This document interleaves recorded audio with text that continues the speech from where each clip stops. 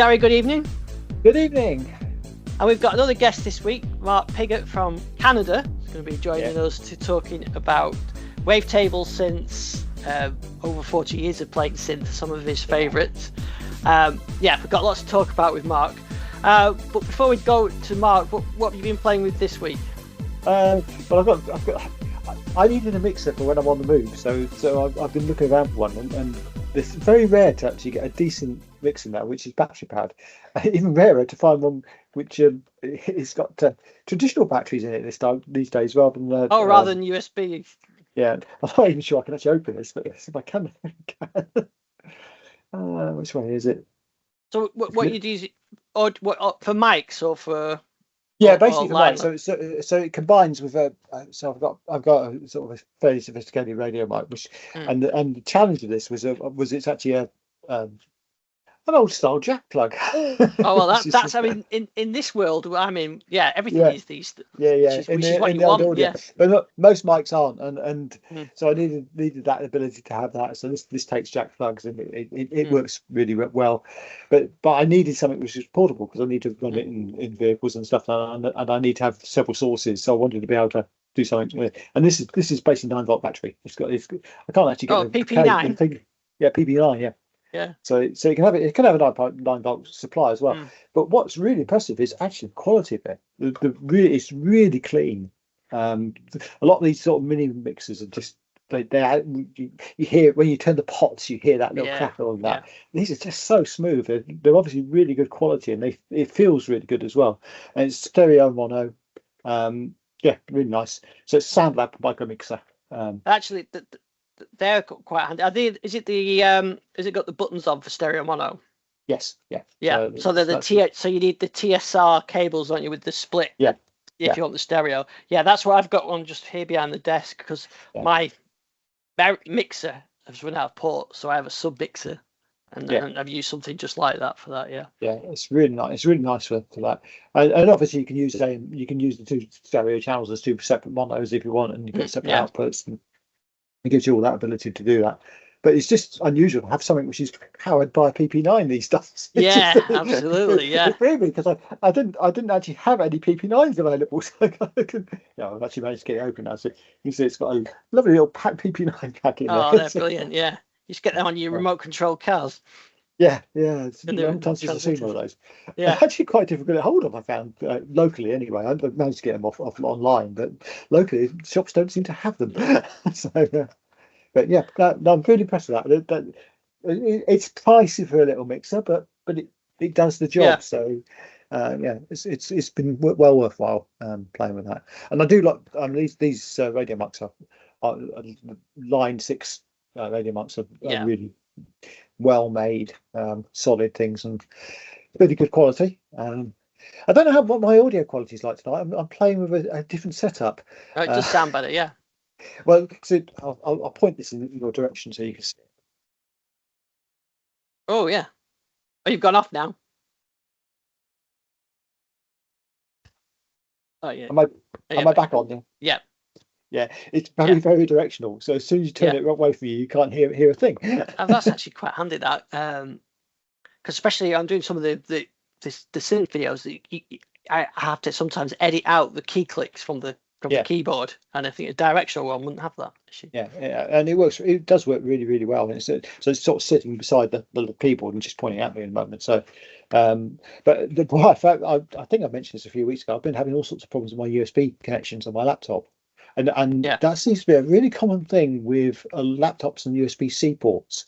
And I don't know if it's just the surface amount of quality of the surface mounts or what, but they seem to wear out over time. And obviously I'm plugging quite regularly with laptops, so I guess that is a potential issue. But none of my USB ports seem to be very consistent, and if I try any of my USB microphones, after about 15-20 minutes they start to get darky sounding, really, really poor quality. So this is plugged into the 3.5mm socket, and working very, very well. And talking about that split, and I'm going to go. Can you hear me again now? Yeah, back now. Yeah. So I've switched to the laptop microphones just for a second. The other one to show you that thing that is really useful. Oh yeah, the split. Yeah. So that's a headphone microphone splitter for Yeah, Korg. very handy. So I can use that. Put that back in there, go back on the other microphone, so you can hear the difference. But it is really good. And the microphones in this laptop are very highly rated. But and they're an array mic, so they should be quite good. But I think if I switch over to the headset mic and now carry on speaking, Yeah, you can tell the difference straight away. Yeah, it's just much better. yeah. But I mean, this is a Rode microphone. It's the one I used to have used for my camera videos and stuff. Don't use it so much nowadays because I've got other radio mics and things I use. But so I sort of repurpose it, and it seems to be working really well. Well, the thing that I got this week was this. Oh, that's gorgeous. Yeah, and that is the Behringer RD78, which is a clone of the Roland CR78, the 1978 drum machine. Pick Blondie, Heart of Glass, Roxy Music, Phil Collins in the Air Tonight. You hear the sound, pretty unique drum machine sounding. If you want to buy one, they go over £1,000 now. I had one, I think about 10 years ago. I sold it because it wasn't MIDI, so you couldn't really use it with anything else. But this is a recreation. It's got the analog circuitry inside. So Behringer recreated the analog circuitry. So it's not samples, it's actual analog sounds, just like the Roland one. But obviously in a modern package with MIDI and everything else. It's got so it's MIDI as well. That's brilliant. Yeah, MIDI, USB. Multi. They didn't clone the funky wooden box then. No, they didn't. No, I do like that wooden box, but yeah, it's got individual outputs, which the original didn't have. It's got a few things that it's missing. I tell you one thing. Anybody's ever used the CR78, it had the presets in, which is what was kind of it's that old like organ style presets. You could jam two buttons down at the same time and get them to play the same. You could jam a bossa nova and a merengue together with the disco, and you get some effect. You can't do that on there, which is a bit of a shame.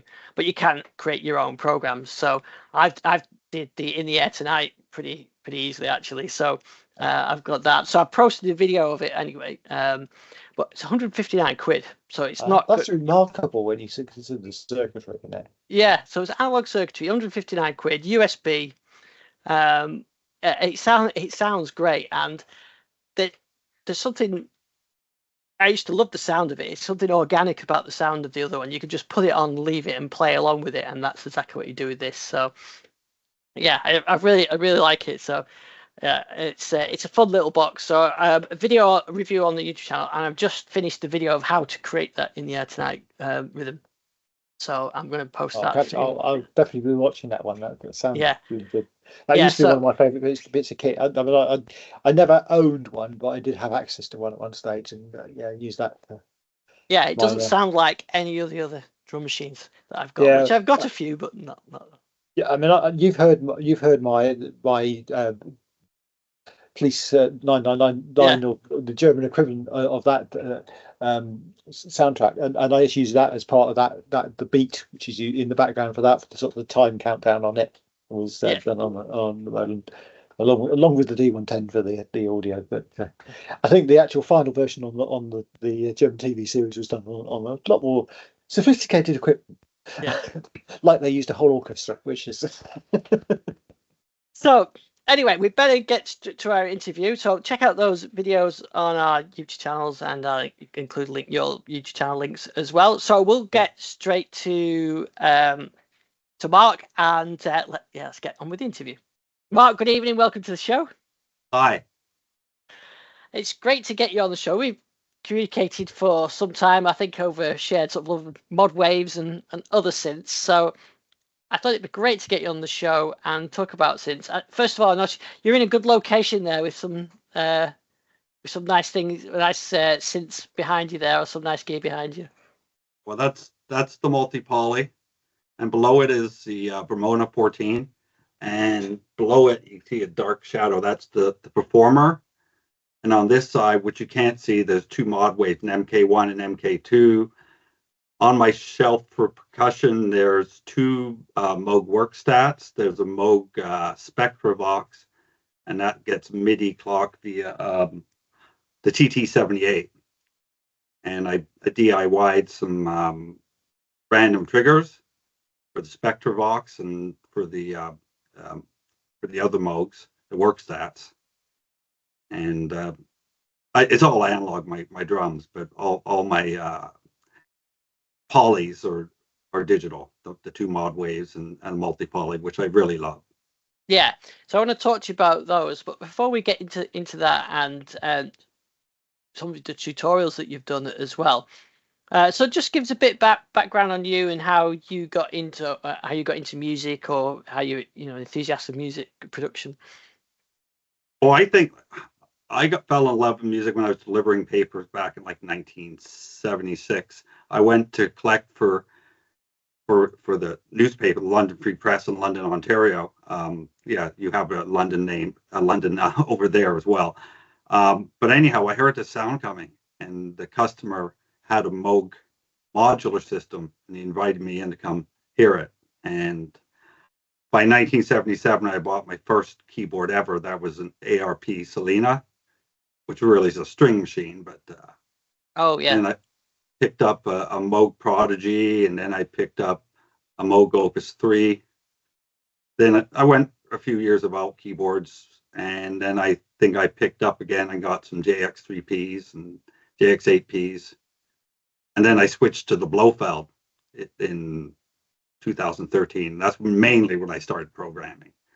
So it's been for the last 12 years I've been programming, and I always try to go back and forth between the Blofeld and the Modwave. So if I learn something on the Modwave, I go, well, can I do that on the Blofeld, and vice versa?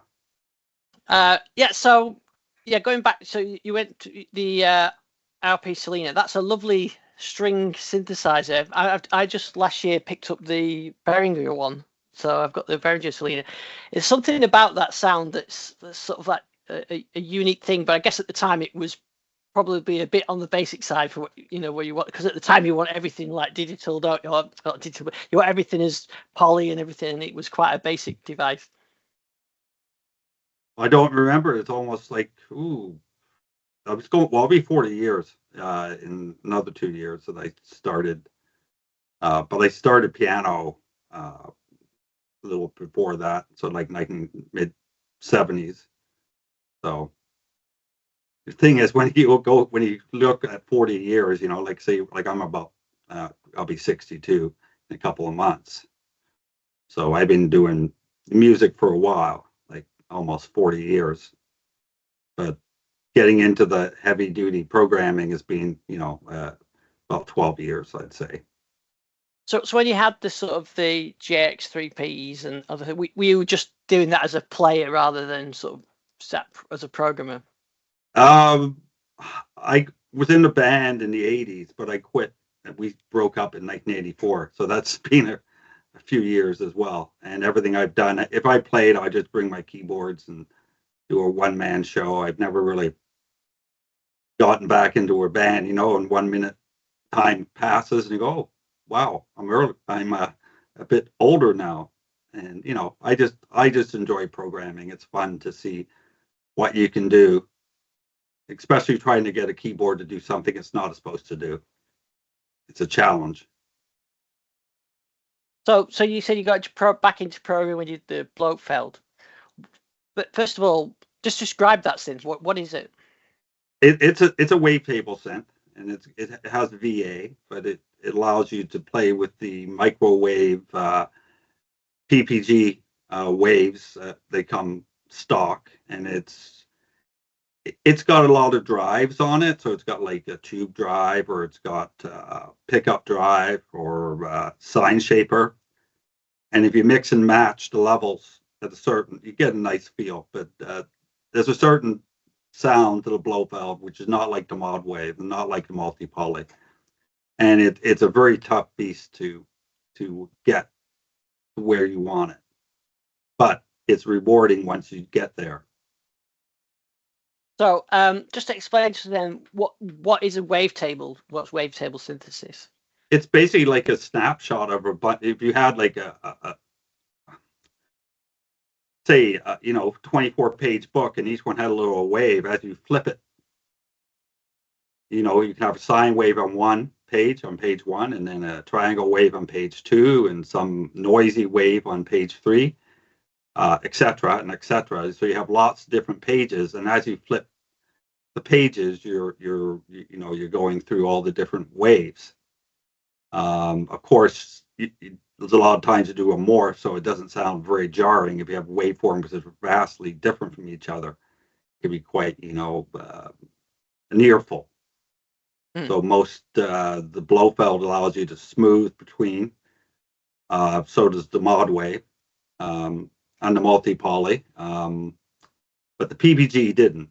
It was literally when you click between wavetables, it would be boom, like a hard cut. It would be in your face. It's a sound. I've never had a chance to play with those expensive keyboards, but I love the sound. Absolutely love the sound of the PPG. Yeah, it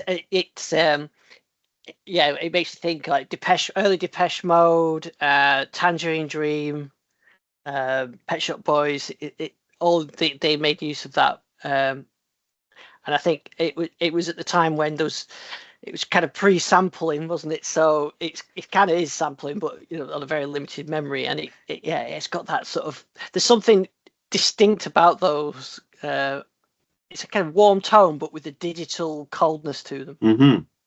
I was going to say, it's funny that the PPGs were super expensive, and like I said, they were very desirable, and then it kind of got forgotten. But then wavetable is all back again now, even to the where we've got new wavetable synths like the multi-poly, and even Behringer bringing out a wave, which is a reproduction of the PPG. And the analog filters. Yeah, including analog filters on it. Yeah, so I wonder. I think it's an analog sound, but there's a lot of movement in them, isn't there? I think that's what I like about those sounds. You can move through the table. So the Blofeld, that one was kind of that came out before the Modwave and the new 2007. I think it was 2007. The module came out, and it was 2009 that the keyboard came out.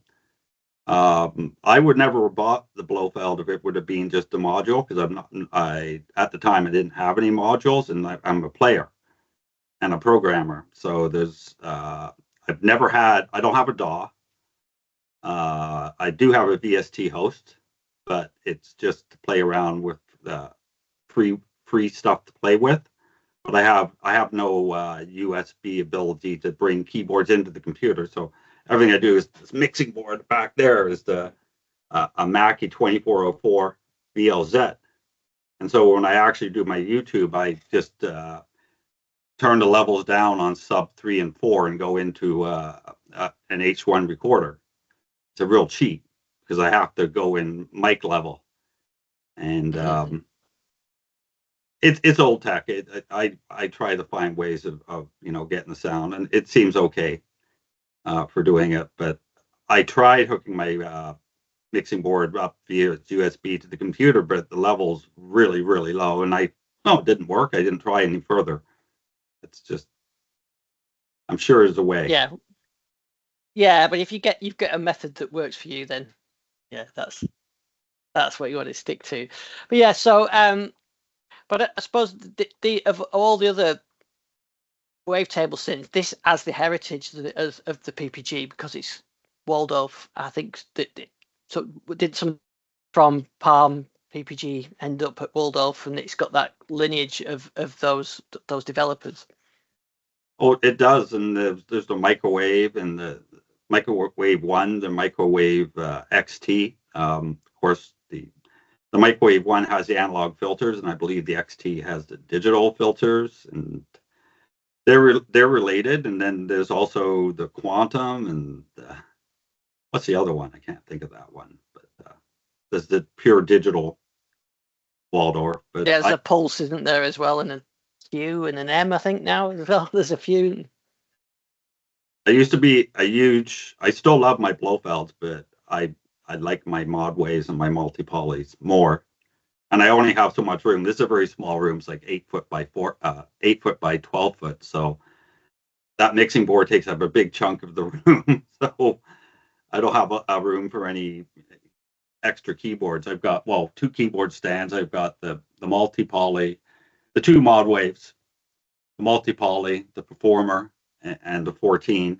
And then on a shelf, I have all the drum stuff, but there's not a lot of room. I don't have room for a stand. If I was to move my chair back, I'd be smashing into those keyboards. So then, what made you get into sort of doing the sound design then? I honestly don't know why. I think I programmed my JX3Ps and 8Ps, and I was going, well, I'm trying to make a certain sound, like pad sounds. And then when I got into the Blofeld, I said, okay. I ended up with a whole bunch of pads, like a lot, because basically my strategy was when I got the Blofeld, I sent a SysX string which said init. So on the Blofeld, so I wiped out all the 1024 presets, which forced me to rewrite, unless you want to just play a sawtooth. Because that's literally you get with the Blofeld, you can overwrite the presets. On the Modwave and the multi-poly, although they're really lovely presets, I didn't write them, so I'm going to force myself to create my own. And I don't do them in any genre. I might find you know, sine wave through the new, like I like the 3 algorithms you have. You have the VA. You have the wavetables, and then you have the wave folding on the multi-poly, and some of them are really neat. But literally, you could spend thousands of hours just learning the multi-poly. It's a different beast. The Modwave is neat, but the filters on the multi-poly are just wonderful. Yeah. So what made you get the so whenever that back in 2020 was it, to get the Modwave? Well, I saw it and I was getting bored of I'd already programmed the Blofelds. I think I finished those in 2018, so I was looking for something else to add. And I ended up with about 500 for the Modwave so far. But I know you can really program up a storm. I sometimes a patch could take 10 minutes and be really nice because it just hits together, or sometimes I might spend 4 days. It depends. And sometimes a lot end up in the rubbish bin because, you know, they're either too much like something else. Generally, I try to keep them, but you know, if you struggle for 2 days on a patch and it's not working, I go, okay, we'll start again. Yeah. You start with that wonderful knit, beep, beep, beep. Yeah. And do you find that when you were doing the Modwave stuff, it was the wavetables that were drawing to you, or was it the sort of virtual analog type thing? It's definitely the wavetables, because I used a couple of programs, Audio Term and Wave Edit, and they have a couple of tricks. I mean, the Audio Term only has 33 positions. And so you can make some glitchy sounds, because although, pardon me, the Modwave will interpolate to make it 64 positions. I believe it's 64 positions, 2048 samples. When you use Audio Term, it brings to that, but there's certain things you can do inside a Modwave and multi-poly to make it clicky and junky, and I kind of like something which is different. Yeah, it depends. I mean, because you can, it's tough to keep programming and figure out a nice, you know, something which is unique. That's what I'm looking for.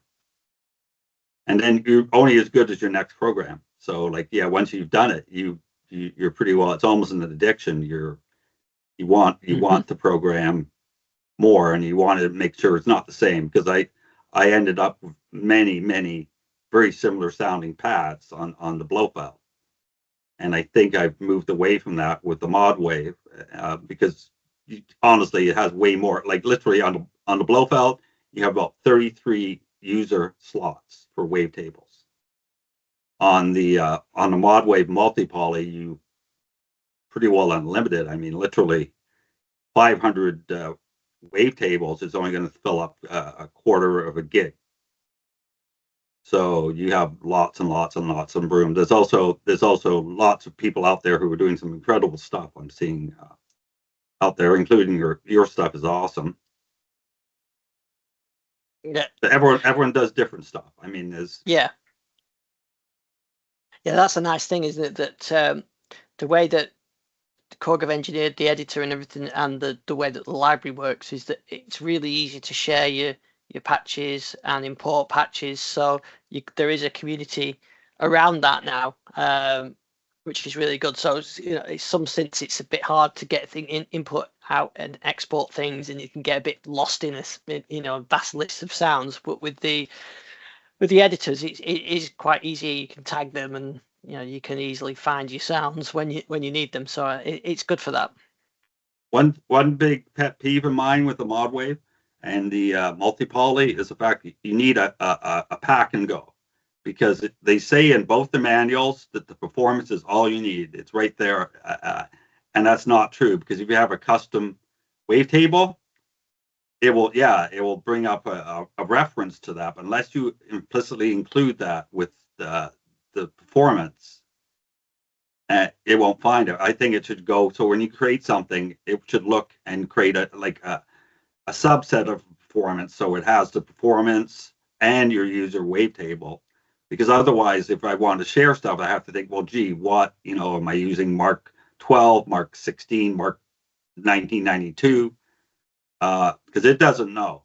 But it does say in the manuals on both of them that the performance has everything you need, and that's not quite true. Yeah, I think you have to. I usually tag mine with the same tag as the sound set so that I can export them. But yeah, I've got caught out by that many a time. And the collection, like, I can make a collection, but my collections usually go by year. So it'll be Mark 22, Mark 23, 24, 25. So my options are to just include all my wavetables, but that's also pretty useless if it doesn't have, every single performance doesn't use that. There should be a way of packing and going so that when I save that and export it, that you get that user. Because I usually 99% of the time I will create my own wavetable. I don't use presets. There are some neat things you can do, but I like to roll my own stuff. So when you want to create your own wavetables, how do you go about doing that? Sometimes you just experiment. You just go, okay, well, let's take a sine wave, put the first harmonic on that one, second on that, second, fifth, whatever, and then you just interpolate it and make it a smooth, and it might have a neat sound, or it might sound like garbage. You don't know until you bring it into the Modwave or the multi-poly. And then sometimes things won't sound like they do in wave edit or audio tone, but they will have a different, you don't know. Mm-hmm. It's almost like doing film, where you go out and shoot the film, but you don't know what it's going to sound like until the film's developing this back from the lab. Did you overexpose it? Is it underexposed? Is it too loud? Is it too soft? You don't know. It's kind of fun. Yeah. I've pretty well written most of the wavetables I need to do. So I really like, it was so easy to get my wavetables from the Modwave to the multi-poly, and it also brings them back in their exact order in their collection. And so it's nice. And then now I don't bother putting any more wavetables on the Modwave. I just write them for the multi-poly, because that's what I'm using 95% of the time. I mean, I've already written enough that I don't need to really hit the Modwave anymore. It's there, it's programmed. I've got about 500 patches and up to about 70 patches on the multi-poly. I did get it a few months after you, so I'm behind. I'm rushing as fast as I can. Not really. I'll take my time. Yeah. So so what drew you to the multi-poly? I was actually going to buy. Let me think. There was a couple of what was that? The Tega Yes. The Tega and the Proton. I was looking at the analogs, and I was going, well, gee, wouldn't it be nice if you could get a digital which can do the same? And to me, I mean, the wave folding, you know, and the Taiga had wave folding, and so did the Proton? It's a Neutron. Yeah, it's a Proton, the Behringer Proton. And I also replaced my MS-20. There used to be an MS-20 kit and a K2. The MS-20 has been put away in storage, and I did one homage to it. And if I really wanted to get an MS-20 sound, I think I can do it on the multi-poly. I think it's that good. Plus, unlike if I wanted to change a patch on an MS-20, I'm literally changing patch cords. Here you can just go, okay, well, I'll go to this other version of an MS-20. You have all the mod knobs, and that's pretty cool. Generally, I don't program with the mod knobs.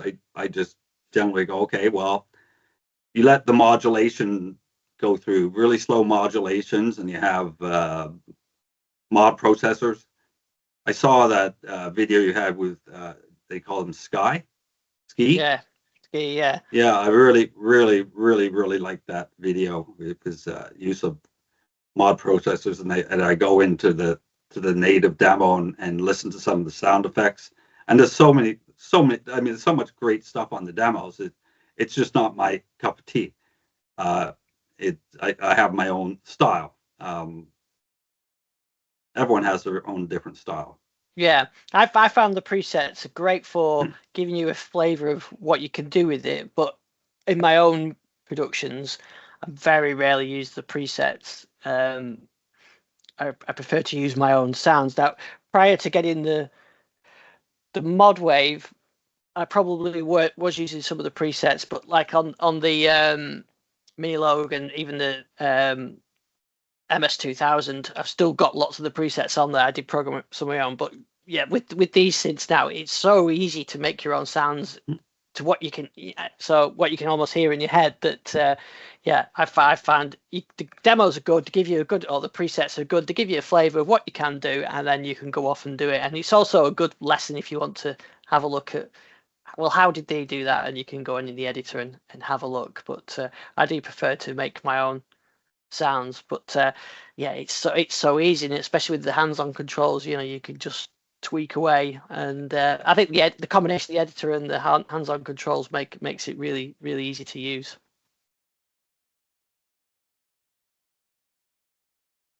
So you've got some other synths behind you there. So are there any other synths you've got that you're still using, or are you really just focusing on those, on the two Korgs?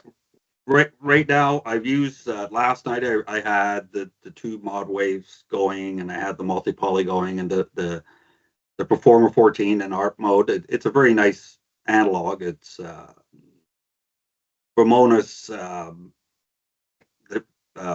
really only mono synth, which has a keyboard. They have their modular attire, and they have the bunch of modules like the Performer. Different from the Performer, the 14 has an ADSR for both the filter and the amplitude. It's quite interesting. I sometimes I will never kick the Ramona 14 out of the rig, and I bought the Modwaves, and I kicked the Blofeld out, and I kicked an MS-20 out, but I generally, there's certain things which I just won't rotate out. The Performer I might rotate out for, pardon me, a little dry throat. The Dreadbox Abyss, I have two of them. I bought two of those, and they're really quirky analogs. They're 4-voice, and they can be used as 4 VCOs in a mono situation with detune, or you can use them as 4-voice polyphonic or chord mode, which I don't have much use for. But yeah, you got to play around with different stuff, experiment. I think to me, music is like the electronic kits I used to have back in the 70s, like the Archer, Radio Shack. I don't know if you had Radio Shack. I used to have them. Yeah, where we had they were the two. branded as Tandy in the UK. Ah, okay. Like Yeah, the I had those 201. kits. I used Yeah, to take them apart, but I end up usually blowing them up, or just going, what if I try this? What if I? capacitors the wrong way round are the ones Yes. to blow up. Yeah. What happens if you take a 5-volt motor and apply it to 120 volts, for example? Not recommended. Well, that's the stuff you do when you're a kid, but that's Yeah. what these keyboards remind me of. I mean, it's like the Archer or Tandy 201 experimenter's Yeah. kit. It's like I go, what if? And you might be able to get it to work. Like I got a couple of tricks I've figured out on the multi-poly. I've never on the Modwave, and that's to get a real AD envelope where you hit the note, but you can just hit it for a tenth of a second, and it will still continue to go up on the attack and down on the decay. You can have your release set to 0 because it's an AD envelope. That's something neat too, but it also never disengages the VCA. That is, that note is still taken up, so you have to go into your program and set it to 8 voice, because otherwise it will chew up all 72. And there's not 60. They say it's 60, but when on certain ARPs with unison on, it's 64. It's either 64 or 72. But they actually give you extra notes on the multi-poly. My experiments have shown that it's more than 60. That's quite an interesting idea, having that that AR envelope like that. I suppose you can use things like the motion sequencer to give you some really interesting envelope sounds. I've played with like 10-stage multi-stage envelopes, and you've got so much you can do with it. And it's like you said, it's just thinking, well, can I do this? Let's give it a try. Like the shape track by itself, you just take one shape, you set the shape to nothing, and then you use the offset will be one item, and the value will be another item. So let's say you have 2 LFOs. Well, you can use it as an AND gate between the two, or it's not switching in a sudden motion, but it basically, when you set your shape to nothing, absolutely nothing, it will give you nothing. If you add in a value, which is a constant, and your offset is nothing, you still get nothing. However, once you start to rise, so you experiment with that, you take 2 LFOs on the shape track and mix and match them together, and you get the intermodulation. It's actually very similar to what you get when you just use your modulation source, but you use the extra mod, what's it called? Mod amount on the bottom. So there's normally just one. You can have an LFO, but then you can have an envelope also controlling it as well. Yeah, it's quite. I quite like doing things like setting an LFO on the filter or something like that, and then setting the LFO rate controlled by another LFO, and it gives you some interesting effects doing that as well. And of course, like you mentioned before, you've got all the mod processors, which gives you the things to do the ands and the ors and that kind of thing. And also something very neat you can do is on the multi-poly, let's say you're using the 2 filter envelopes, you use loop. You take the first filter, the A filter, but its loop is controlled by B. You take the B filter controlled by A, and they will cross-modulate each other. And depending on, because the loop function is different from the trigger function, they can both be used together if you want to. But the loop functions will basically fade it in and fade it out, and you can cross-modulate, and you can have so many conditional events. I love the math on this, and sometimes it works and sometimes it doesn't. It's definitely a programmer synth. I'm sure it's a player synth too. Like right now, I'm spending a lot of time programming and not enough time playing. Yeah, I know what you mean. You can get dragged out. Sometimes I find it helps. You can be working on a patch and you think, oh, this sounds good. This will make a good track, and then you can sort of go off a rabbit hole that way. Other times you just spend, you've got sucked into doing it, and you've never had any time to do any music. Have you tried with the multiply? Have you tried sort of recreating those sort of classic PPG type sounds? I have, but generally, you see, one thing I have about the PPG and its heritage is the fact that they use a filter. The PPG 360, the original, the first one, never had a filter. It had one wavetable oscillator, no filter, just a VCA, or it had a VCA or a DCA or digital amplifier. They never proceeded further. They went to the PPG, which had analog filters. So when I do go for a PPG, I try to, because you can do everything for wavetable. You don't need your timbre is controlled by your wavetable positioning, and your amplitude wall is controlled by the amplitude envelope, and then you have pitch. You have the three elements. That's enough for me. You can, but the thing is, I love the multi-poly because the filter is so great, but it also sounds great without the filters because it has that ability. You can't really. It's not easy to disable it and re-enable the filters on the Modwave. You have to basically set that. If you want to disable the filter, you'd go into the multi-filter and set it to 100% dry, for example. There, you either click on the button or you don't click on the button. And so you can decide, does it need a filter? If it doesn't, why put it in there? It's just extra. There's times to use a filter and there's times not. I think there should be more keyboards like the multi-poly. You give the choice of, do you want to use a filter or not? Yeah, in that respect, it does remind me of it's almost like a modular setup, isn't it? Where you can patch it however you want. You don't have to have the filter. You don't have to. You can have two filters. You can have them in parallel, serial. It's up to you. You can a bit like the 2600 because I've got Korg's version of that, the plugin, and you can patch it to the filter or you don't have to patch it to the filter. It's up to you, and I like that flexibility. I was just funny today because some PPG. I was actually doing some PPG sounds today, so I'm just gonna. I saw a video. Someone say you can't do realistic PPG sounds on the. Well, they said wave state, but I think they meant the Modwave. And I did do PPG sounds on the Modwave, but I thought I'd have a go on the multi-poly. So but it's getting a good sound source. So I'm just trying to find a good source of referencing, and then I can then have a go at them. But I've got the wavetables in there now, so yeah, you can create some nice PPG sounds on the multi-poly. I think it's got all the components there. It's just a question of getting on with it and doing the sound design. I honestly like the Oberheim, the SEM. Yes, it sounds for so wavetable, good. even though there's no wavetable synth with the SEM. But there again, there's not too many synths where you can decide, well, gee, I want the VCA to be MS-20 and I want a SEM filter. And if I do a crossfade, I want to go to a Moog filter. You can do that.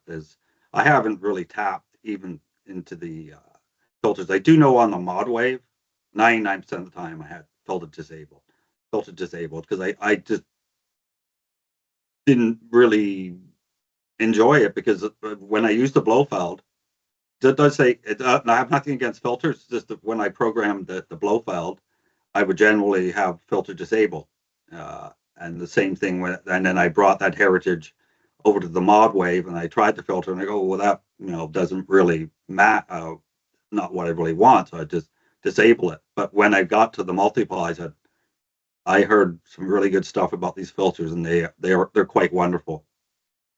Yeah, they do sound good. And I think that's a great thing about the architecture of on the multi-polys. You can say, okay, let's have an MS-20 envelope with a SEM filter in parallel with a mini Moog filter, and you can choose what you want, and VCA is going to be something else. So I do like that. It does give you that flexibility. Almost too many options. Sometimes you find if you've got everything's an option, it's quite hard to decide what to do. So if you focus on something, then you've got it. It helps with the creativity. And the M-poly filter, that one's awesome. Those are my two favorites. It depends on what you're doing. If you're doing drums, you might be using the bandpass Moog filter. Yes. That's also very nice. And so is that something you've tried, sort of creating percussion sounds on the multi-poly? I have tried, and I tried to do a simulation of my Spectra box, and I did a 3-layer version of that with 6 bandpass filters, where they just randomly triggered, and I thought that was kind of cool. I was actually able to do stuff I couldn't do with my actual hardware because I don't have 6 different VCAs, and that's the thing, and that's why I kind of wanted to, because I bought the Spectravox and it has 10 different inputs on it and 10 different outputs on it, but unless you have the, all those ADSRs, you're not going to be getting the sound you want. So I figured I'd just simulate it on the multi-poly. So it's value, bang for the buck. It's awesome because I didn't have to go out and buy all the analog stuff, which again, I don't have any modular. I have just semi-modular.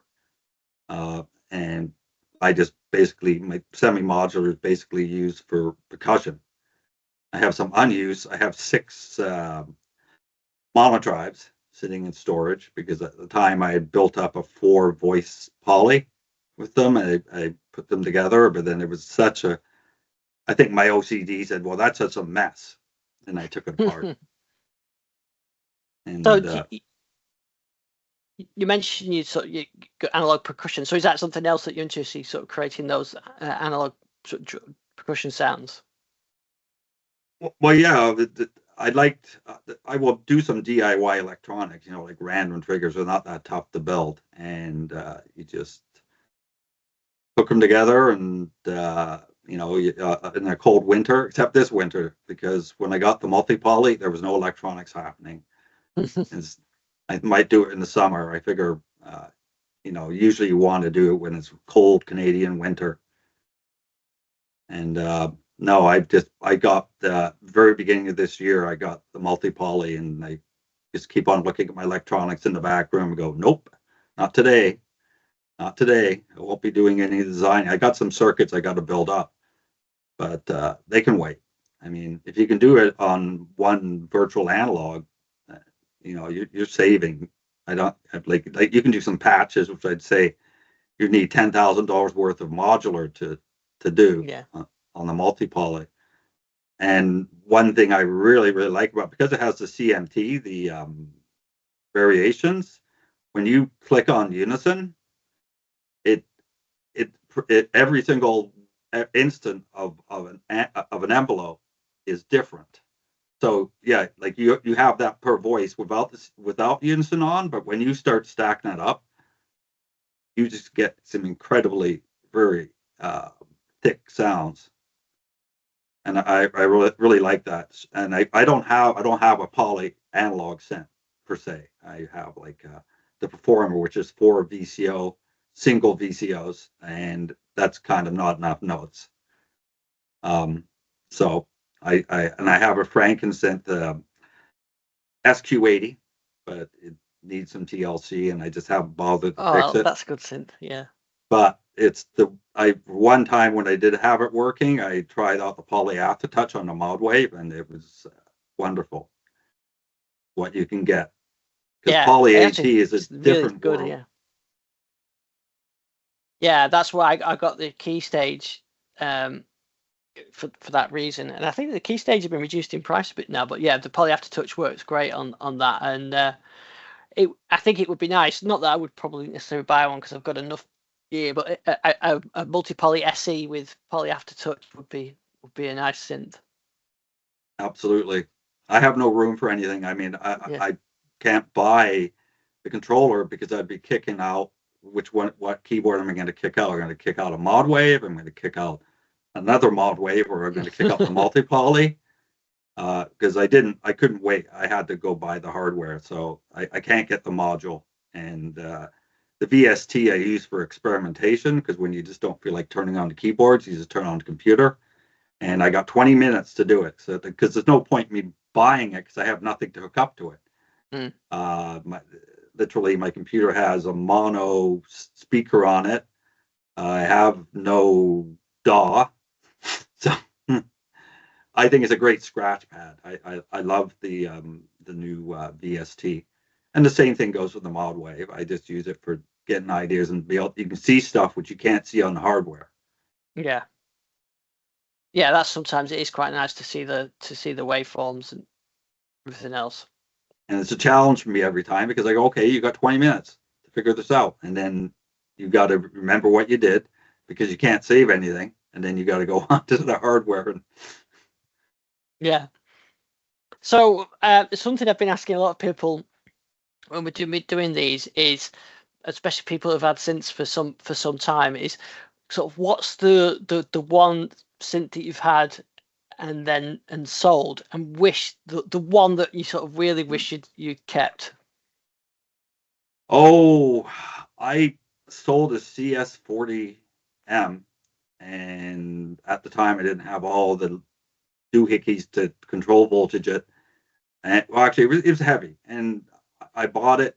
I had it shipped from Halifax here in Canada to where I live in Southern Ontario, and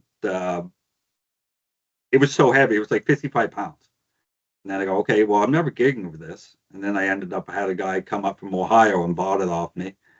But it was a really lovely sound. It had lovely sub bass on it. Other than that, I've sold my JX3Ps and 8Ps, but I don't think I'd say I missed the CS40 the most. That Yamaha because it's also not volts per octave, it's hertz per volt. The old it was sort of like the VHS beta wars, but yeah, volts per octave one. One thing about the CS40, even though because at the time I had it in the unheated garage, you could literally turn it on, it would be 4 degrees Celsius, and it was in tune. Try that with a volts per octave synth. You can't have that. You can't. I mean, there's a certain tuning. I mean, I couldn't believe it. They would turn it on. It was basically in constant pitch, in like half a minute. Yeah, it's not. I don't think I've ever played with. I've seen the CS80, but only sort of to look at. I don't think I've ever played one of the CS, but they always did look a very expressive synth. So then the other questions that go with that, then, if there's one synth that you could pick up, what and make space, got a little bit of space on the shelf behind you. One synth can come in. What would be the one that you would go with? Mm-hmm.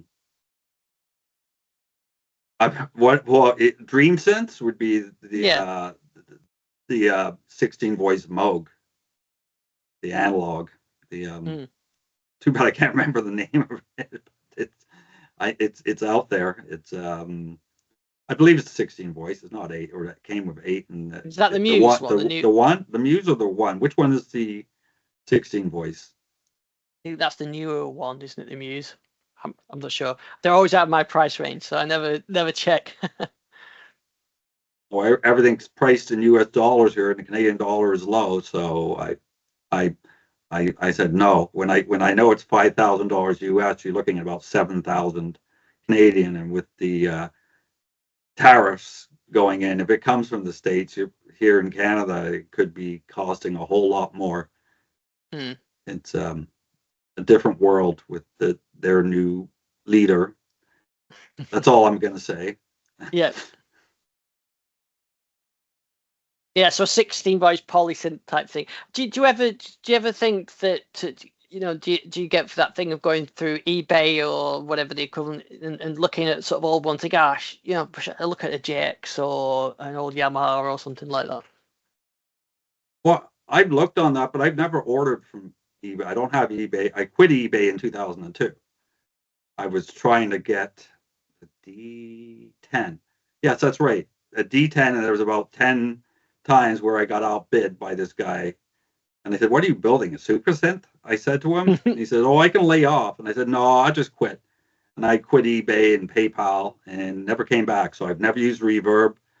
I'm not big. Like I'm almost 62 years old, and I'm kind of set in my ways. And I remember the days where there was only cash. There was no debit machine, and there was no internet. So it's kind of fun to be more, like I do. Obviously, I'm using a computer right now to do a web thing. So, but And my job is I do system designs. So I use computers, but when you've used computers for as long as I have, you get somewhat jaded with them. Because I got my first home computer in 1986. So that's almost 40 years ago. I think my first was a ZX81, so that would be in 1982. I think Gary's got older home computers. I think he beat that. He beat the ZX81. Yeah, I can beat that. Yeah, I was late to the game because I remember when I was going to high school in the early 80s, one of our friends was working at a university, and he went over to his house and he was connecting with an optical modem, the 300 baud. And he was in high school and he was working for this university, and so that was like 1981 or 1982. So they had computers back then. So I was late to the game. 1986, I was a Johnny come lately. Yeah, I was doing computer music composition in the early 80s, about 81. that was fun on the old chipsets you used to have associated with the 6502 devices, and trying to get them modulate the beeps. It wasn't easy to get anything sounding like a real bit of music out. But yeah, good challenges. Nothing like what you guys are doing these days, though. But it's funny, those old synths. You know, I've looked through eBay and every now and again you think, oh, it'd be nice to have one of those, and I've got some of the older ones here, but you actually get a lot more bang for your buck out of one of the new ones, really. You don't get the nostalgia, but then with, say, the multipoly, you know, if you want a Korg monopoly sound, you can make one. If you want an Oberheim one, you can make that. To buy those synths would cost fortunes, and then you've got the upkeep. So rather nostalgia of having the old kit, like I've got some of my old gear behind me, it's not as practical as having the new stuff.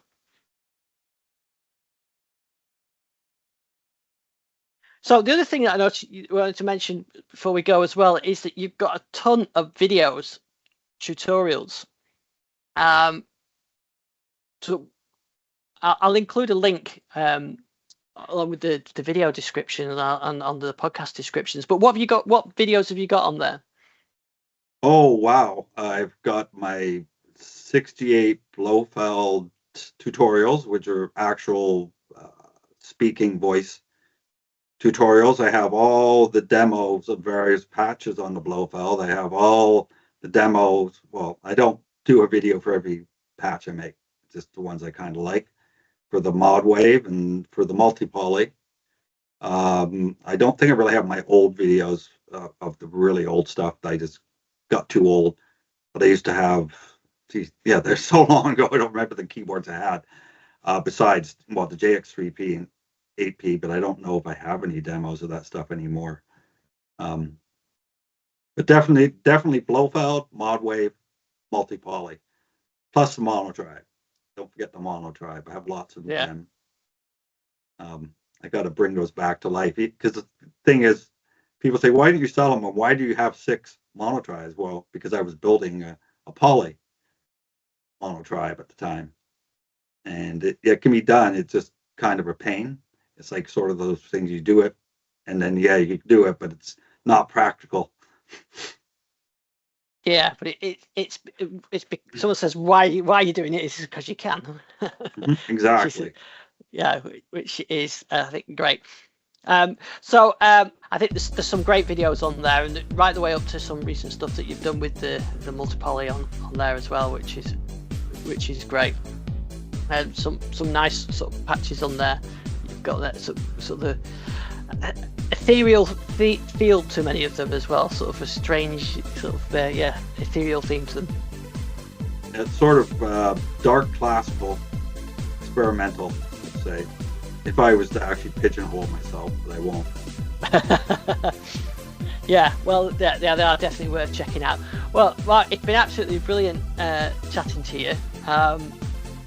It's great to get you on the show, and first music tech guest we've had from Canada, I think. not on the first Canadian London podcast. We've had a few, but yeah, it was great. It was great to catch up with you.